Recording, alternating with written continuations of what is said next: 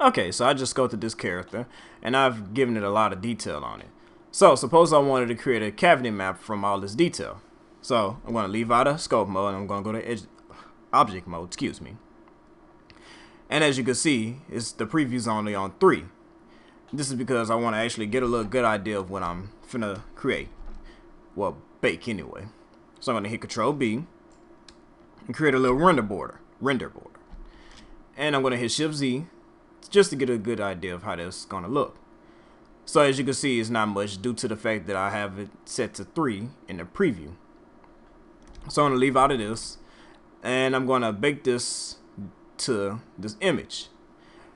When baking anything from a multi-res in cycles anyway, the only thing that matters is the render. So you can have the sculpt to 0, you can have the preview to 0, but as long as your render is however you want it to be to the highest level, then it'll bake to your final image.